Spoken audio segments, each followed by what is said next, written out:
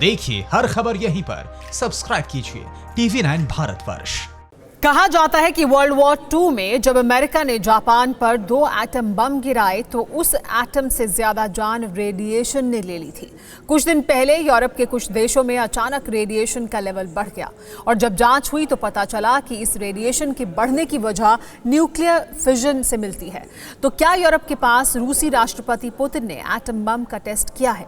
क्या यूरोप की 1 करोड़ से ज्यादा आबादी को रेडिएशन निगल जाएगा? ये जवाब जानने के लिए ये रिपोर्ट देखिए। यूरोप में बढ़ा रेडिएशन, वजह पुतिन का वेपन, 3 देशों में बढ़ी हलचल, महायुद्ध की रिहर्सल, अमेरिका देखता रह गया, न्यूक्लियर टेस्ट हो गया। यूरोप की एक बड़ी आबादी इन दिनों डर के साए में है। जानते हैं क्यों?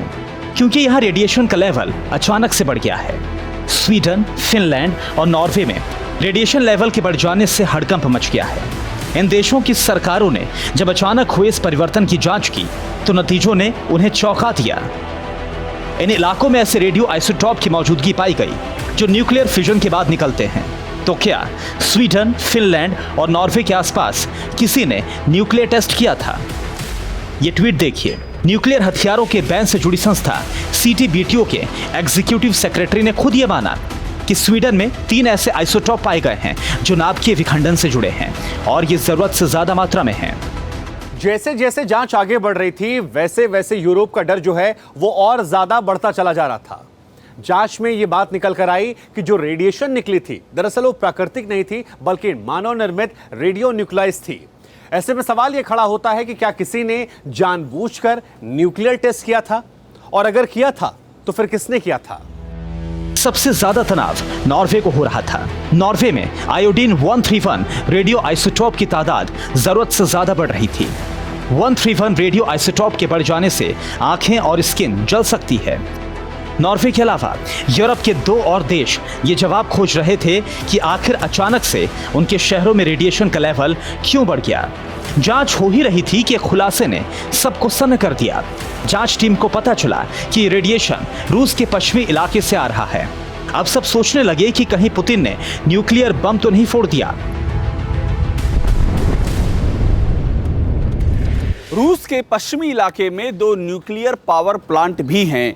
रूस में अतीत में चेरनोबिल जैसा भयानक हादसा हो चुका है, इसलिए यूरोप ये सोचकर के डर गया कि कहीं पुतिन के न्यूक्लियर पावर प्लांट से रेडिएशन तो लीक नहीं हो गया।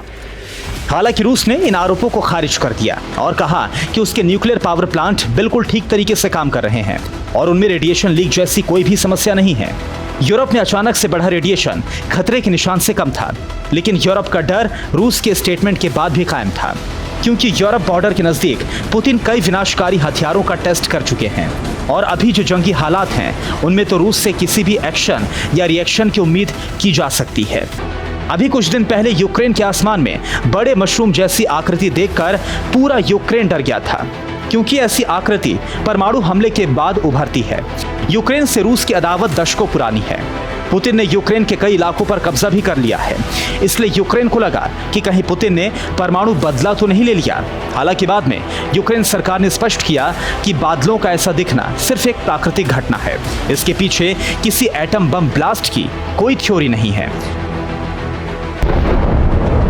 Bureau report TV9 Bharatvarsh.